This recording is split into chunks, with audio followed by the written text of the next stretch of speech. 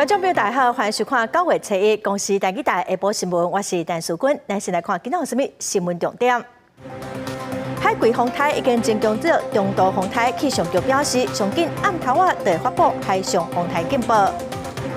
德鲁古号事故发生2天外，一名日本的专家学者到大崎富港机场勘查，说意外发现讲车厢都有罹难者的头壳骨。而且，国内欠两农业部8个亿元经费补贴进口两，一间资本额只有50万的公司所摕到上亿补助，受到外界的质疑。新闻一开始来看，苏拉风台才打离开，又有海葵风台继续接近台湾。今仔早起嘛已经增强做中度的风台。气象局表示讲，风台位伫台湾的东南东方海面上，继续往台湾的东方海面移动哦。上紧暗头仔就发布海上风台警报，海葵有机会乘做4天来头一个登陆台湾的风台，嘛有可能会伫宜兰的花莲附近登陆。拜六到后礼拜一路对台湾的影响上大。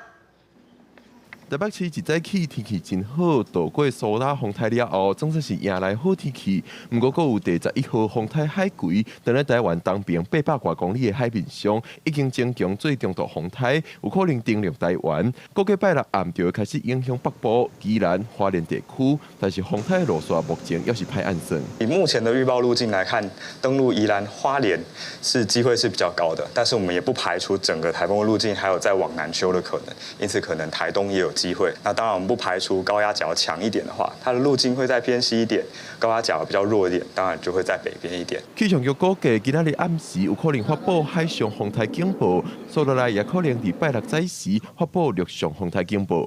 就是台风在接近的过程当中，会主要以北部、宜兰跟花莲的地区可能雨势是比较大。我们目前不排除是有豪雨等级的降雨发生。那在台风3号通过进入台湾海峡之后，中南部这边降雨也会起来。所以在中南部也是要慎防豪雨的危险。气象局表示，目前影响风台路线的因素也有真多，提醒民众要注意上新的风台消息，做好风台准备。新北市暗时7点开始，高滩地停车场袂使搁入去停车。台北市下晡4点开始，水门外的停车场也分阶段执行。另外，副市长李树川表示，新北市家人、桃园会做阵讨论，暗时10点进前决定明仔载敢要放风台假。记者阮李玉凯台北报道。海葵风台有可能会对宜兰登陆，宜兰县长林志妙早起就去总围乡的抽水站视察，了解防灾准备的状况。南方澳的渔民哦，嘛拢甲船停伫渔港来避风台。龟山岛阁有太平山的园区，嘛已经封岛休困了。海葵风台向台湾挖来，海边啊风景愈来愈大，但是所有景人员也是有游客举雨伞伫咧看景。风台要来，南方澳渔民拢甲船驶入去渔港，做防范风台的准备。咁呢個整落嚟啊，個冚起來冇有空氣，咁咪用唔好。三千鄉種蔥仔的農民，關鍵精力已經採收落來蔥仔。農民講，風台季節若災損嚴重，蔥仔的價值可能1公斤會超過200，關鍵搶收降低災損。今仔日一定會搶收的，會搶收這樣子。因為你燒出來過了準啊，是，過了準啊，過到去宜蘭過來一定會搶收的。香港做清潔隊，關鍵做沙包清點數量，提供予有需要民眾。宜蘭縣長林志妙7月7日準備進行抽水站防災整備。這座抽水站2019年完工，主要是要解決總為新南村加國際村的淹水的問題。我們的大型的抽水機，這宜蘭縣總共46台，所以呢，會當講每一台咱攏平時就甲測試，會當講準備，會當講互咱大家呢會當平安。因為海葵風台路線，即馬看起來可能由宜蘭登陸，龜山島佇7月封島一天，即馬抑閣佇咧休園的太平山森林遊樂區，也會看風台情形，結果決定開園的時間。記者綜合報道。大樓佮加上海水倒急，台南運河邊的安平路今仔早起又個淹水哦。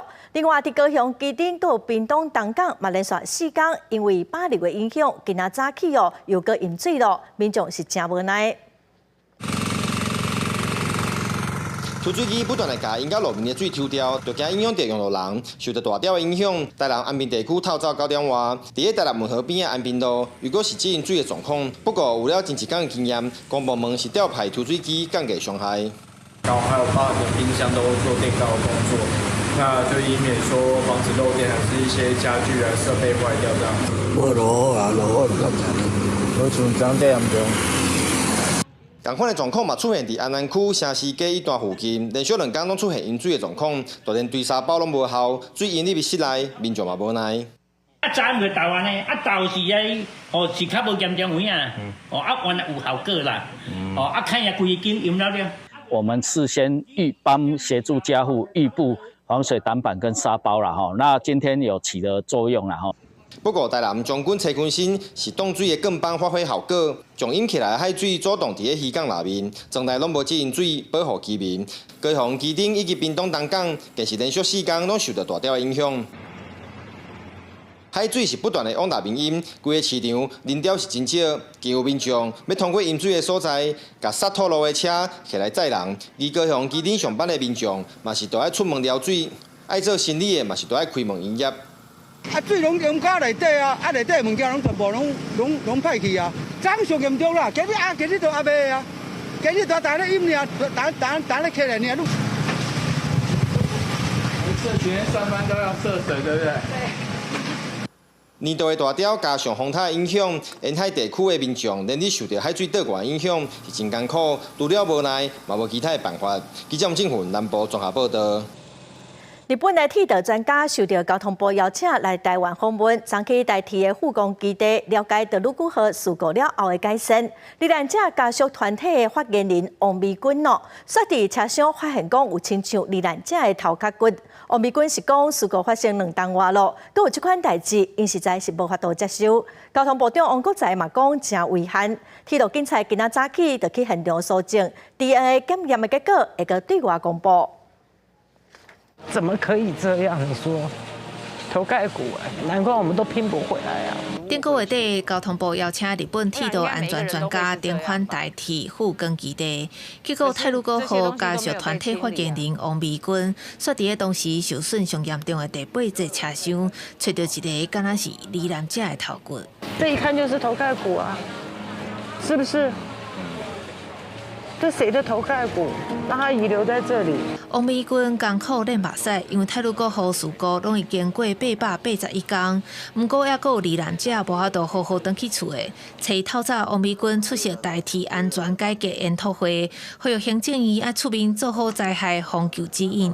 在整体灾害防救上面的一个流程上以及指引上的不足以及不完备。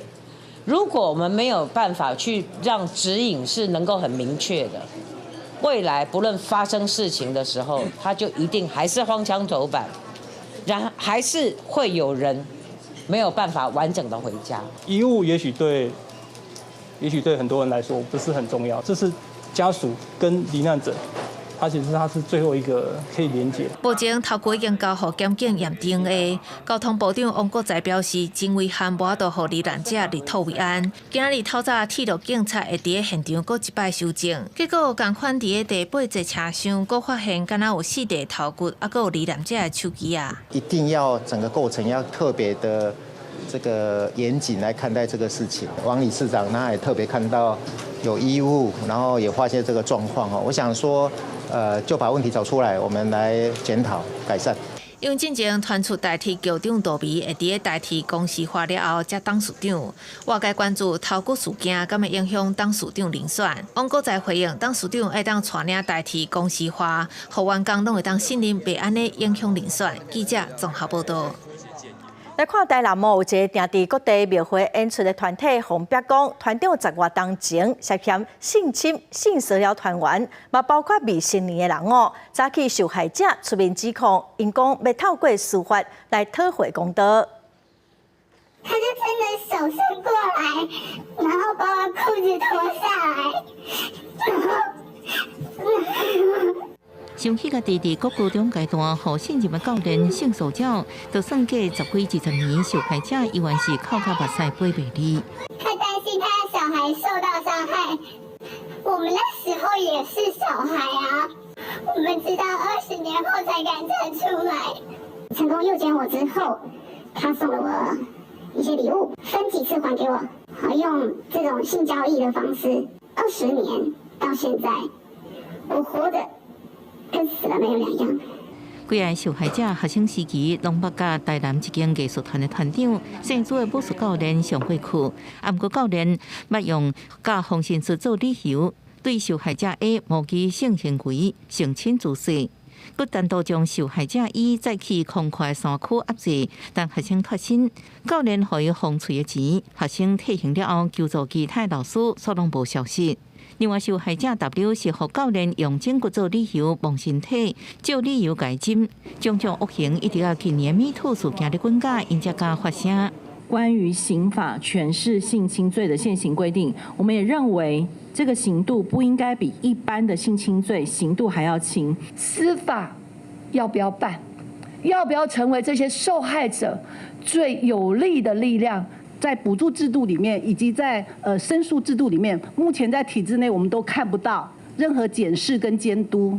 人本教育基金会甲2个委员陪几名受害者学生开记者会控诉恶行，各呼吁刑法宽制性侵罪行应该进行调整。转接语音信箱，多声后开始计费。另外，被指控这团长手机也无接通，只有7月份的声明稿来澄清，部分教下动作和学生认为是性骚扰，已经过适当的调解机构底义，化解无共款的意见。记者综合报道。今年农历过年后过来严重欠粮，农业部800亿外经费要来补贴进口粮。有立委特别讲，其中有一间粮商亲像是一个人的公司，资本也只有50万块，也毋过摕到上亿的补助。另外，到底进口偌济鸡卵嘛拢无公开，外界是质疑讲独立业者也毋过行政院否认。这间公司的负责人嘛讲这根本就是了钱的生意，请大家也去问农委会。传统市场粮商完全无卵，超市的货价嘛空空。今年旧历过年了后，真侪民众买无平价的鸡卵，有的所在甚至是大排队。农业部用进口鸡卵来改套开放12个国家专案进口鸡卵，到7月底数量大约1.4亿粒。不过进口鸡卵的业者，和平台发现，其中一间公司资本也敢若50万，去年才成立，所以巴西进口算落来大约8000万粒的卵，占进口数60%，得到农业部9亿的补助款，互人质疑敢是独立的特定的对象。进口是采取这个差额的补贴，并没有暴利。那差额包括到岸价格跟国内市场价格的落差，外加30%的关税。这个流程非常的清楚。不管是哪一个贸易商，那只要是提供给农委会统筹运用的鸡蛋，必须符合这样的机制。行政院强调，专案进口鸡卵不是补助业者，是吸收到进口卵购花介绍等等的费用。过程一切公开，当时嘛有召开说明会，而且代理商就要有出口经验等4项条件，才会当来代理。赔钱。真的，你要不要跟我们讲一下比较清楚？你要真实的就要去问那个农委会，他就真实的，看的都是蛋而已。以进口什么为你们知道？都是鸡蛋。实际前往这间公司是伫高雄公山巷仔内的透天厝。负责人中副主称这届还阁了钱，对搁较侪提问是无爱回答，爱外界家己问农业部。记者王刘婷、陈显坤、吴基昌高雄台北报道。日本伫8月24号开始排放核废水，台中市卫生局今仔嘛去卖场稽查检查标示，买来采样来进行食品辐射的残留检验市政府表示讲，对去年9月开始，已经检验853件日本食品，会阁来加强检验的量能。稽查人员来到卖场，详细地检查日本市售的包装，要确定标示敢有合规定。我们现在就会特别去加强它的产地有没有标示到都道府县，像这个原产地标示到日本的福岛县。再来到最新的会计，台中市卫生局长詹主典和稽查人员在检查包装和内底的物件敢有相共，嘛甲产品查登去化验。因为日本从8月24日开始甲核废水排入去海洋。所以，台中市府加强检验日本食品，要确定放射性元素敢有超标。必要的话，国内也可以化验。不过，按照原能会的说法，这个海水大概1到2年，污染的海水1到2年才会到台湾。所以我们现阶段主要还是先以验日本的水产品为主。台中市府自2011年用第2有备金买7台纯正精检器，今年8月底进前，已经检验853件日本食品，对87件日本水产当中暂时无发现超标的情形，但是有6件标示无合规定，4件依照违反食安法裁罚3万。另外，因为核废水的排放，对日本水产的检验会对30件增加到逐个月75件，但是民众对日本食品要是会惊。因为它不是有那个吗？有那个重金属辐射污染吗？你这个有食安的问题，你基本上你不会去自找麻烦吧？相关商品我们都是有符合我们的相关政府单位的检验跟抽检，那相关的抽检的成果，政府单位也都会公告在网络上。市府表示，未来的查验量能会阁增加1.5倍，安尼逐年按算会当抽验900件日本食品，若是违规的情形，嘛依法开罚，希望民众安心。记者综合报道。日本中朋友，鸿海创办人郭台铭洪业讲，捌用真歹听、有性别歧视的话批评总统蔡英文。郭台铭是无回应，干那讲台湾的政治唔免为着这款小事高高甜。外界嘛传出讲有人支持侯友宜甲郭文哲斗打参选，侯友宜是强调讲，伊是国民党定调的人选会来拼选赢。副总统赖清德早起出席一场少年人的活动，伊是鼓励少年人爱行入国际，这会对台湾的发展会有帮助。郭台铭当选。到中景区福德宫参拜，伫咧庙口开讲，鸿海创办人郭台铭讲，要亲像土地公同款，保护大家的平安，带大家赚大钱。因过对有连胜文讲，过去里好落来的讲法，郭台铭是强调，直接联络是上好的。无必要的团会会造成真侪困扰。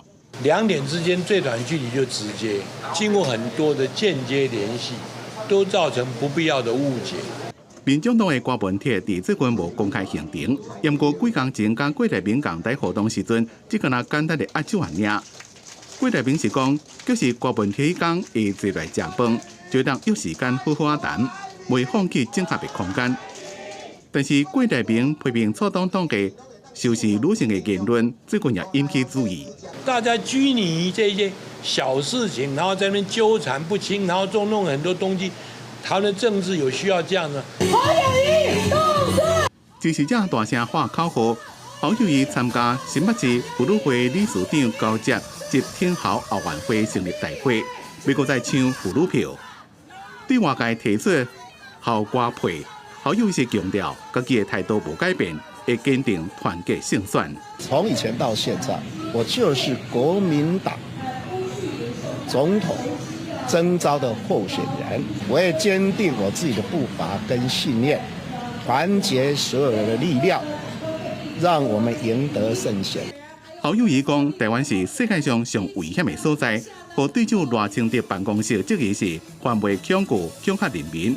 侯友宜连都批评民进党无听到人民担心两岸无和平的声音。办法教务青年大赛证书，也佮加少年人有集体语言活动。民进党赖清德参加教委会活动，讲和少年人行入国际，对台湾的发展正重要。地缘政治变化再加上数位转型，或者是2050近邻转型。在这种状况之下，我们走出国门走进国际，也许可以跟国际社会互动。赖清德勉励少年人爱吸取国外经验优点，也爱透过宗教、科学文化交流来行销台湾。记者综合报道。再来看国民党今仔指控民进党新北市立委参选人何朴文淡江大学研究所的论文涉嫌抄袭，抄的比例将近6成。何朴文伫面册强调讲，伊的论文无问题，愿意接受审查哦。伊嘛批评国民党是为着洪明凯的选情，甲伊抹黑。大家好，我是北海金刚何博文。民进党新北市议员何朴文转战新北市第1选区参选立委，好出北海金刚的口号。不过国民党召开记者会，指控何朴文2003年伫淡江大学中国大陆研究所的硕士论文涉嫌抄另外2本学术论文，经过比对，相像的所在达到58%。这个民进党才发生抄论文事件，学论条款根本有敢若无。我再请问一下民进党中央，你们学伦审查小组有没有审查过何博文先生的论文啊？如果有的话，请问一下，你们切结书是签什么意思的？针对这件代志，何普文伫名册刊出3点声明，表示论文小项无违反淡江大学得到硕士学位的标准，愿意接受学伦会审查。批评国民党是选伫热清着要伫南口进行头一场公开活动时，进行恶质的政治操作。乌贼战术抹黑，意图使人不当选，挽救前文传会主委洪孟凯个人紧绷的选情，令人遗憾。请国民党用同样的标准要求自己。另外，国民党嘛指出，新进的国家教育研究院院长李延全嘛是嫌抄家己学生的论文，搁客去投互贵刊，正就有人压坑。不过教育部也是决定甲有争议的李延全升官。请问一下，你们要如何带领我们的这些学术界重视学术伦理？李延全当年由清华大学借调，担任教育部综合规划司司长，初透早正式接任国家教育研究院院长。8月时，互人野出抄论文，伊捌向媒体回应，这都毋是事实，表示家己绝对无抄。不过依照规定，也是爱交由清华大学启动调查。记者综合报道。国际新闻来看，南非约翰尼斯堡市中心一栋5层楼高的大楼火烧，有74个人红烧死，其中包括12个囡仔。这栋大楼已经无啥个使用，是一寡有老无厝的人甲非法的移民住伫内底。火烧到正火，一个人听到玻璃碎器变破，当天啊弄到一个人的喊声。这场大火造成包括囡仔在内重大死伤，违章一下，一个人失踪。一个做老爸讲，迄当阵将囡仔对窗仔门弹落去。Bring the baby. When I'm past the window, just throw the baby. Then someone there catch outside. 有人讲看到其他人也将囡仔自楼顶弹落来，叫下骹的人接。也有一个查甫人是对3楼向下骹跳来时阵，头先去弄到涂骹不幸死亡。真侪罹难者的尸体已经被搬出，暂时放伫咧封锁的关仔路。当局调查导火原因，可能是有人点蜡烛做电火，也有做暖气。约翰尼斯堡市政府是这栋建筑物的所有者，市府团队已经接管处理。It's a wake-up call for us to begin to address the situation of housing in the inner city. Types of buildings that are taken over by criminals who then levy rents on vulnerable people and families who need and want accommodation in the inner city. 老马佛沙讲，这栋建筑物不是受虐待妇女甲儿童的收容所，因过租约到期，人却唔肯搬走，等于是互人占调货。这栋建筑物附近有真侪厝拢是半废弃的状态，无水、无便所、无电，因过有密度正悬的家庭住伫内面。地方的犯罪集团控制这寡建筑物，做好无家可归或者是非法的移民。当局表示会重新安置住伫这种建筑物的民众。南非一直拢有厝无够大的情形，伫约翰尼斯堡估计就有15000人无家可归。公司新闻吴文玲编译。再来看，为着要对抗通货膨胀，法国政府甲大间的企业达成协议，将对商品的介绍定出限制。到8月底为止已经有5000多种的物件落价，也是讲暂时无起价。另外，阿根廷嘛是因为通货膨胀真严重，物价大起，治安败坏，发生真侪抢劫的案件嘛，预估讲年底通货膨胀率会到200%。阿根廷真侪所在拢传出店互人抢。虽然政府讲并不是因为经济歹造成，而是因为幕后的黑手操控社群煽动犯罪。不过阿根廷的高通膨是事实，在政府准当地货币比数拔尾到20%了后，8月通膨是116%，外界估计年底通膨率可能会挖过200%。Personajes los veo como que ellos van enfocados a un determinado sector de riqueza, bienestar, de clase alta. Y se olvidan de la clase media y la pobre ni hablar, ¿no?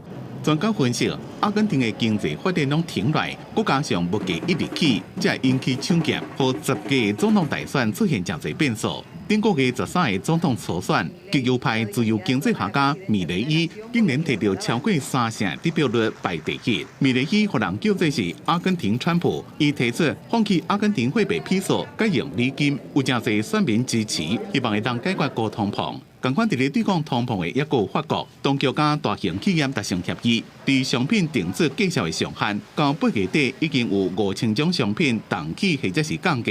只有点名几落间跨国大企业无愿意配合，或者是做了无够。Et les industriels ont joué le jeu. J'ai cité le groupe Avril, je cite le groupe Barilla. Ils ont pris des engagements lesquels? D'autres groupes industriels, simplement, que je veux mentionner, qui eux ne jouent pas bien le jeu, qui pourraient faire plus. Je pense à Unilever.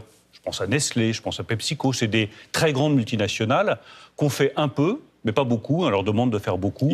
法國統計局伫拜四公布，8月食品價格比去年起11.1%，有比7月小可較低，不過仍然比通膨年增率高2倍。因為德國聯邦統計局所公布的資料顯示，8月通膨率有降轉來到6.1%，不過食品的價格甲去年同期比起9%，能源也起8.3%。分析師認為，雖然工資薪水有增加，不過仍然立袂到高物價，消費者怎麼攏較唔敢開錢，企業也因為生產的成本增加，無啥要投資。公司新聞張偉玲、吳其昌編輯。熱浪特別結束咯，天氣嘛，豆豆較涼冷哦。即嘛，地書講全球新冠病毒的疫情又個開始一段，喺美國各地哦，最近的確診率又個增加3-4倍。英國秋天的疫苗計劃嘛提前9月11特別開始做咯。路的人誠多，掛水也咩無幾個，不過新冠疫情是慢慢伫咧升溫，在熱天即要結束，天氣愈來愈涼。最近真濟所在新冠確診人數攏有增加。根據紐約衛生部門的資料，自7月一禮拜差不多250例，8月是增加到750例。Over the past few weeks, we've definitely seen an uptick in the numbers of COVID. A lot of those patients that have been coming in for unrelated illnesses are found to have COVID. We've gone from an average of anywhere from 2 to 4% of our population testing positive for COVID to recently this past week going up to about 12%. 醫生講，甲過去大部分攏是中重症患者無同，即賣確診病例大部分攏只敢若輕症，甚至是無症狀，所驗出陽性反應。流行病學專家講，已經伫咧至少8個國家出現病例上新變異株 BA.2.86， 可能自人體免疫力逃脫，增加傳播的可能性。人類行為發生變化，也和新冠病毒更加容易傳播。The main reason is because of behavior. We're much more open now in terms of people doing things, returning to normal activities. And I think it's also compounded a little bit by the heat waves that we've had that have brought many more people indoors to really protect themselves from the extreme weather. 為了要預防疫情再熱起來，美國 CDC 按算將會在9月底10月初批准一種新的加強針。英國本來是定10月初要開始秋天的疫苗注射計劃，怎麼將會提早？英格蘭自9月10日先開始做，來應應新變異株 BA.2.86 高風險族群加第一線醫護人員的先做。政府也建議民眾盡可能同時做新冠加流感疫苗。另外，英國有一項針對1800多位新冠患者的研究，發現大腦加細胞肺甲可能是長新冠的原因，進一步引起腦部亞腺等症狀。有一掛人甚至感染新冠已經過3年啊。長新冠的症狀攏無改善。公司新聞張偉玲編輯。中國官方最近公布新版的地圖，甲台灣、南海的島嶼，佮有中國甲印度邊境的地區哦，攏劃到中國的版圖。唔那印度提出抗議，馬來西亞嘛講，因未接受中國侵犯馬來西亞佇南海的主權。中國自然資源部8日公布2023新版地圖，閣再引起領土爭議，因為這個地圖唔那甲領土範圍包含南海國島，閣甲中印邊界有爭議的阿魯納查邦加阿克塞欽高原區納入版圖，引起鄰國不滿。馬來西亞拜三發表聲明，拒絕承認中國對南海單方面的主張，因為甲馬來西亞沿婆羅洲、沙巴、沙勞越州海岸外的專屬經濟海域定塔。馬國政府認為相關的爭議必須根據國際法和平理性透過對話解決。印度是喺中國新地圖公布迄天，都需表達強烈的抗議。Government of India very closely follows all developments which have a bearing on our national interest, and we would take all necessary measures to safeguard them as necessary. 随上今年4月，中国认定印度东北部的阿鲁纳查邦是属于重南地区，国家区内11个所在定新号名，也已经引起印度正式的关心。不过中国方面也有回讲，这是中方依法行使主权的例行性作为，希望有关方面客观冷静看待，不要过度解读。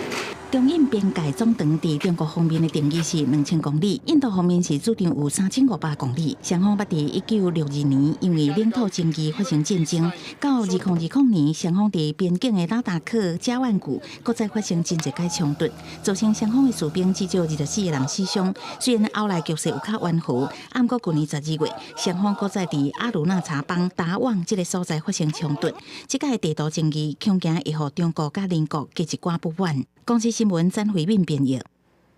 再来看，根据路透社报道，美国为着要反制中国的军事扩大，美军有甲菲律宾参详，要伫巴丹群岛起新的港口。因为巴丹群岛离台湾无到200公里，美军会当来当作是支援台海作战的前线基地。而且巴丹群岛甲台湾之间有巴士海峡，这嘛是中国军舰若要侵犯台湾，一定爱经过的水路。中国继续伫台海含南海军事扩张，是引起区域局势紧张。美国正关切而且介入。路透社表讲，菲律宾巴丹群岛的省长凯科证实，美军当地和菲律宾讨论讲，锁定伫离台湾无到200公里的巴丹群岛要起新的港口。因为巴丹群岛和台湾之间的巴士海峡是航行西太平洋和南海之间准要过的关键点，嘛是中国侵台的关键水道。恐看作是要阻挡中国对巴士海峡反台。如果说未来在这一个台海这边有一些冲突状况的话，它可能不用去进入到台湾海峡，它可以说不用去说一定需要台湾来进行补给，它在这个地方进行补给就可以了。甚至是有没有可能这里会变成是美军支援台湾的前进基地？学者分析，美军新设港口的举动，除了要跟美菲共同防御条约长期合作的决心，嘛代表巴丹群岛的港口未来会当做补给用途来用，甚至是支援台海作战的前进基地。另外，美国第7舰队证实讲，美日菲俄正正是结束南海军演，4国军事领导人是做伙坐 P8A 侦察机飞过南海，看南海的情势。专家认为讲，这是要让中国无法度突破第一道呢。从这个美国跟这个日本、韩国的合作，从东海那台湾这边强化台湾的军事能力，虽然说没有同盟的性质，然后到这个南海这个部分呢，就是跟这个东南亚国家合作，像包括这个那个东南亚国协，然后澳洲等等这些国家，那多少有这样子的这个围堵的这个意味存在。英国嘛是一直在注意台海的情势，英国外交大臣郭伟立30访问北京，见中国国家副主席韩正和外长王毅。英国外交部发声明指出讲，郭伟立有当面表达台海的和平稳定对国际社会真重要。记者综合报道。再来看立法院第10届第8会期，今仔报道，民众党立委邱成远抢着投票。民众党团是表示讲，新的会期会来提出优先的法案，针对两化监督条例，伊嘛呼吁民进党就唔通拍假球。立法院长游锡堃早起主持国际事务处的挂牌仪式，嘛邀请前院长王金平出席。好心情全伫面内，民众党立委邱成远抢头香报道。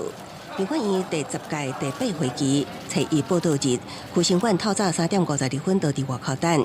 邱成远表示，会严审明年总预算，定条条渐渐预算执行，甲解决台电了钱。民众党团提出优先法案，包括道路交通安全基本法、上街工资法、甲两岸监督条例，唤醒民进党唔通拍假球。如果民进党还是不排的话，我觉得这就是表现了他们完全要打假球，而且呢，在两岸这个部分的话，其实就像刚才回答的，其实他们是没有任何解决能力的。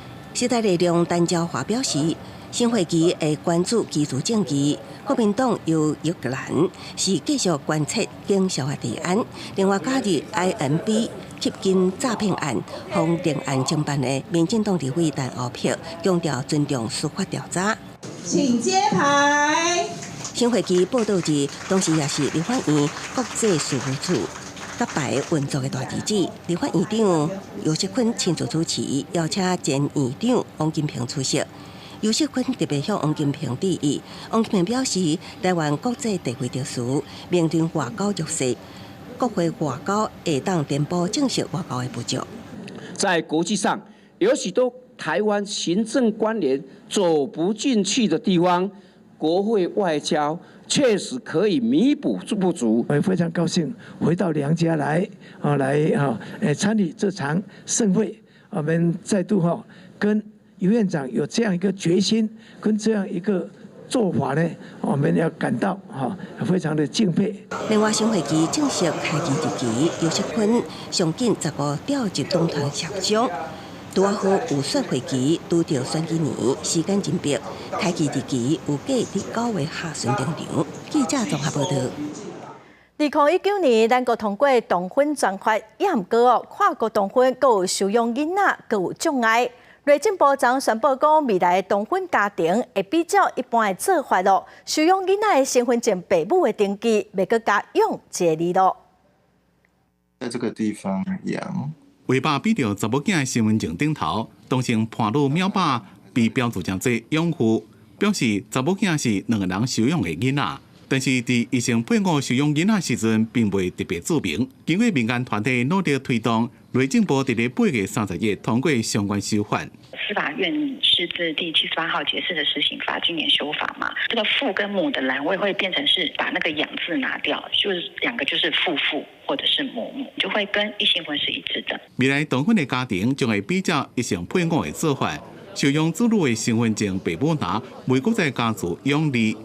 听到修法通过，维爸真欢喜的讲，会赶紧带查某囝去换身份证。这很重要，因为身份证上有养字，会让小朋友被收养的这个事实必须对任何陌生人公开，这对孩子其实是很奇怪的，跟很疑惑的。尤其当异性恋家庭被收养的小孩不用面对这样的事情，那我们终于可以平等成家，我觉得很开心。也期待后续的像是户籍系统修正其实是必要的，我们希望能够在不管是身份证、户籍誊本各种的文件当中，我们都能够得到一样平等的权利。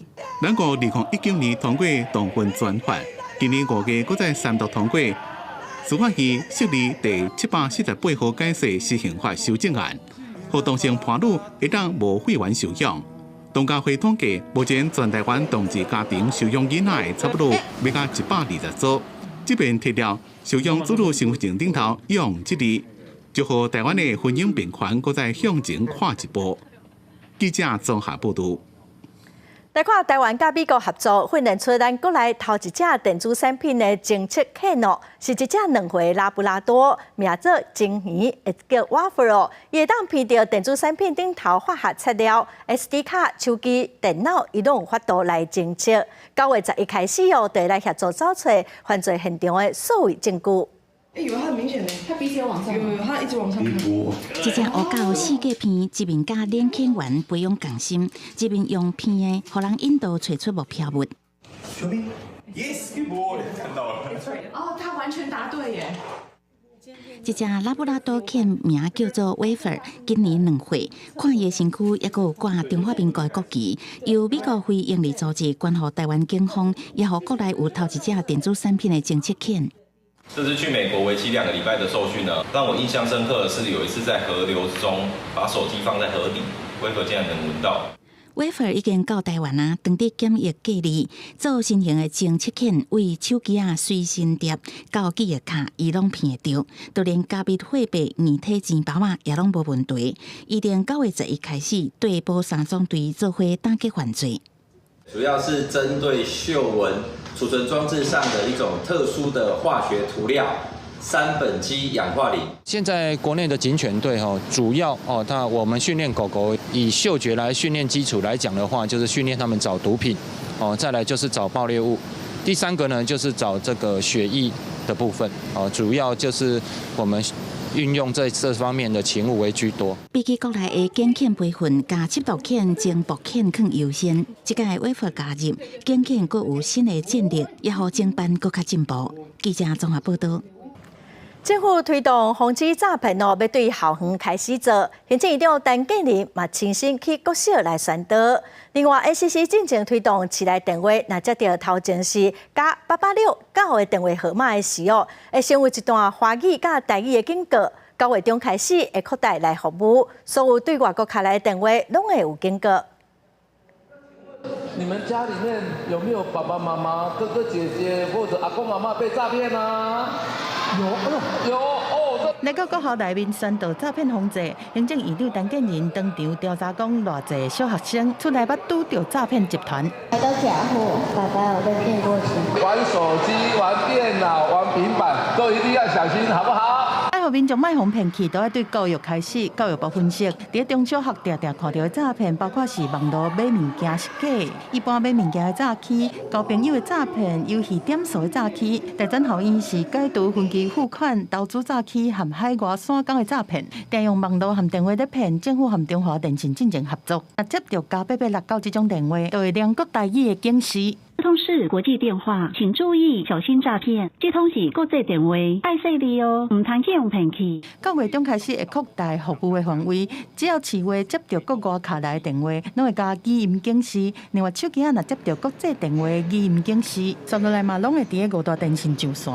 觉得很好啊！如果你可以提前知道诈骗电话，就可以省去你在接电话的时间嘛。像我看到我不会去，我很少接没认识的电话。近期发现诈骗电话开始篡改为+1、+2、+852等国码，提醒民众注意诈骗电话。NCC 指出讲，最近诈骗集团大多数拢是锁定是大人。根据统计，使用市话防诈骗的比例是比使用手机防诈骗更较悬，因此优先推动市话语音警示，因为无法度完全阻挡诈骗电话，决定要扩大服务，嘛，互民众较袂防骗。记者综合报道。民众若是中毒，目前只会当靠抽血来检验，看是啥物毒。检验至少得爱4点钟，恐惊会耽误到治疗的时机。过来将这间病院做伙开发一套检测的平台，就亲像是做快筛哦，半点钟内底就当分析出是啥物款的毒。然后初步检验一般都是用免疫检测法。那如果说你要确定到底会不会有伪阳性的问题的话，就是要用质谱仪，不管是毒物反应或什么药物反应，刚开始用免疫检测法。那如果说是阳性的话，我们就用同样检体，这样质谱仪来做确认。拉曼的一些可携带或拉曼检测法，它的准确度就会比照那个质谱仪。这个平台的检测速度比目前使用的系统是近8倍哦，30分钟内地当分析出体内的毒化物，会当来帮助医师争取治疗的时间，包括农药、食品的添加物、有临床的药物、新兴的毒品，拢只需要1点的检体哦，就当来做检测。这个技术平台哦，嘛伫今年7月发表伫国际期刊，是真受到肯定。再来看远洋渔船哦，若是发生意外，因为通信不便，拢无法度马上处理。人权团体今仔就呼吁政府立法，让所有远洋渔港伫渔船顶头会当来使用 WiFi。因讲会甲将近3000份的人事书交予行政院。渔工劳权立即实现，渔工劳权立即实现。为外籍的远洋渔港争取权益，人权团体斗阵呼吁政府立法，让所有远洋渔港应伫渔船顶悬使用 WiFi。若发生漏会事件，就应及时通信汇报处理，让渔港的通信权得到保障。Pray for Taiwanese government, its people, and prepared as manifest to advocate for minor fishers and their fundamental rights. All fishers need to be able to access Wi-Fi. 泰国联署人权团体强调，目前已经收集到1000个渔港的请愿书，也有1900名友的宣誓书支持这场倡议。这个月拢会提交予行政院，希望政府听到因的声音。公民社会有提出了相关的解方，也就是渔船装设 WiFi， 让渔工使用，就可以大幅的降低海上远洋渔工强迫劳动的这一个风险。在使用 WiFi 之后，应该要能够保障他们的基本的劳工权利，包含像是集会结社自由，他们应该有办法和其他的渔工能够一起来联系互动，而不是说在船上1年半月的时间就是完全和外面断掉联系。人权团体表示，未少远洋渔船顶悬漏会事件，往往甲渔港海上人权侵害有关系。然后远洋渔港拢伫渔船顶悬使用 WiFi， 除了应避免海上人权问题效果，也显示政府重视渔港劳权，提升劳权的表现。记者综合报道。去澎湖唔但只会当耍水哦，当地有一群少年人开发新的旅游模式，望讲会当来兼顾生态保育。一礼拜来下暗7点半，青春咱的梦，咱就做伙来去澎湖，看一群少年人是提出啥物澎湖新的生活。伫好天、海水清清的日子，游艇坐咧享受坐船出海佚佗的滋味。今年热天，有袂少人用无共的旅游方式去澎湖行搭。这是澎湖的南方四岛国家公园，嘛是台湾第2座国家海洋公园，都是禁止开发，所以要保留原始的自然风貌，还佫有丰富的海洋生态环境。我觉得还是看那个自然的比课本的图片好看。关于咱这当树坪的历史，毋是讲咱大家来到遮这薰衣草森林看就是水水安尼，安尼翕一个相，还咱就走。伫个四粒岛内底当树坪，即马住伫遮的居民差不多20外个人。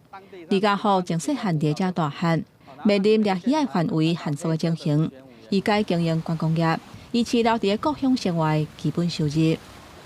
当树坪，阮热天做观光嘛，观光就是爱逐工来回，所以热天咱就开目镜啊，冬天咱就搁到树坪讨海掠鱼啊。另外，人数较济东极岛，居民大部分拢是社会人。回乡的青年苦命中，为着要互更较济人认捌这个所在，伊甲朋友做伙成立四岛工坊，设计各种的游艇，吸引外地人来探访东极。那边它有没有比较多的生物？好啊，我们带过来啊。潮间带，还有浮潜、聚落巡礼，还是做手作渔拓啊，互遐弟弟妹妹知影有东极啊，嘛互遐老人感觉年轻人嘛是会来东极。南方四岛严格地理环境，阁受到法规的限制，要靠观光来赚钱，其实是爱真拼。也若守护伫遮的人，敢有机会看到制度的改变，互因伫哪像海洋明珠的岛屿，继续实现因的目标甲未来。记者林建如、吴定武澎湖报道。来看台中的雾峰农会哦，逐当拢会举办营养蜜的评鉴。今年哦，计共有39件参加，透过评审到机器的检验哦，有10件得到特等奖。农民嘛表示讲，今年因为气候的关系，营养蜜的产量是比去年减少3到4成。评审甲岛顶的蜂蜜摕起来金看，观察是最佳品质。台中一年一摆国产营养蜜评鉴办伫雾峰农会。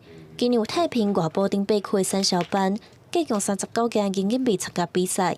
品质评鉴的这个活动其实已经行之有年。今年度呢，同样有非常多的蜂农来参加比赛，有好几个乡镇都有生产这个龙眼蜂蜜。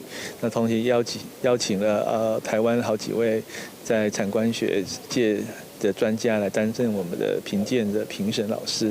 甲我拍开片气味，切食一喙斟酌分析。国产营养蜜评鉴拢爱先透过仪器检验，落尾评审会根据口感、香味等等来评分。营养蜜甜度高、酸度低，真受民众欢迎。不过农民表示，因为气候的关系，今年的营养蜜产量比去年减少3到4成。今年它的晚上的温度过低，没有办法达到22度啊。所以都在17、8度、19度，所以龙眼蜂蜜的分泌量会少很多。算起来，今年龙眼蜂蜜算是欠收。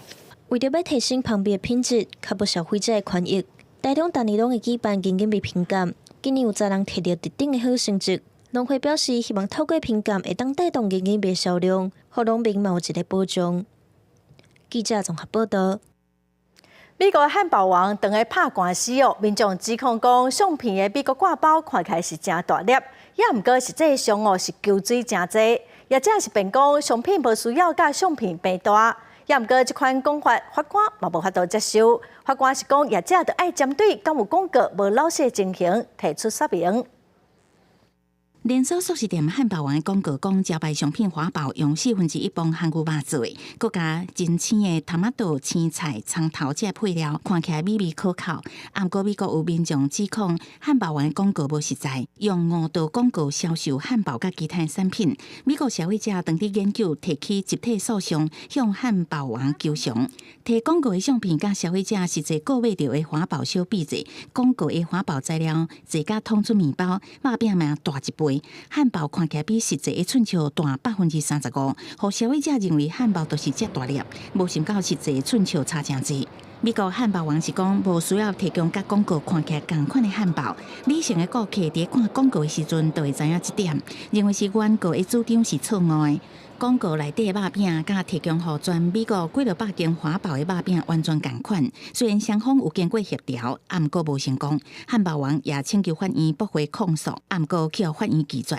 除了汉堡王以外，麦当劳甲温蒂汉堡嘛面临类似的诉讼。墨西哥卷饼连锁店塔可贝尔也互人客指控披萨甲卷饼的敢若广告内所讲的一半尔。若做诉讼成功，这个素食业者会分别面临至少500万美金，差不多代表1亿6千万的赔偿。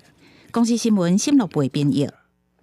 将近100档历史，全球规模上大的消费电子展之一，德国柏林的电子展伫9月初一举行。今年是以使用人工智慧科技设计的家电产品上受到注意。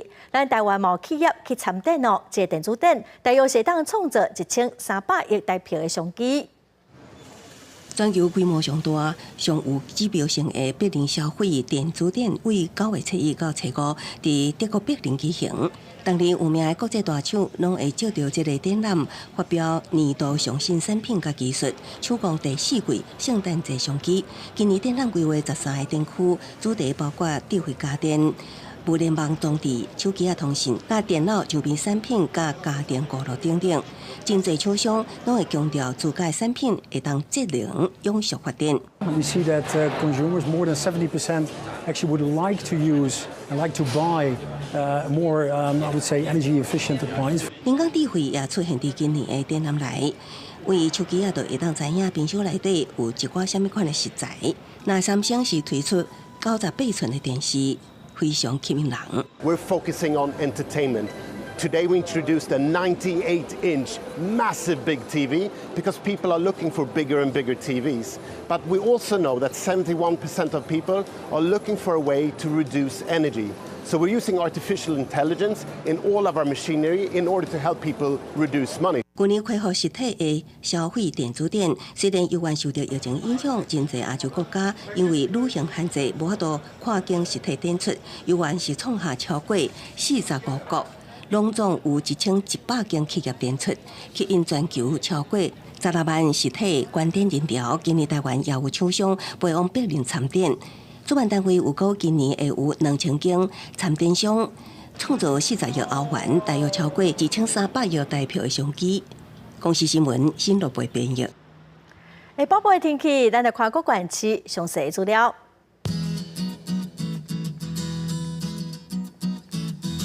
北部地区上低29度，上悬34度。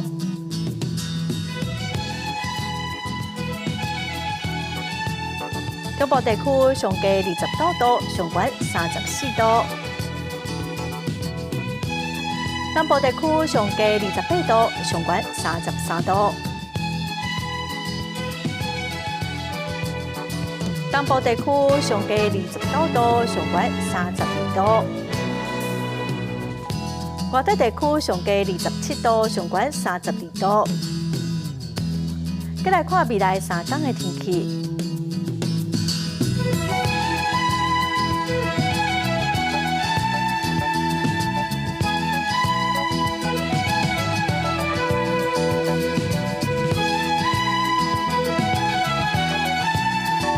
感谢观众朋友收看《公视台语台下晡新闻》，我是陈淑君。下礼拜下晡3点，咱再会。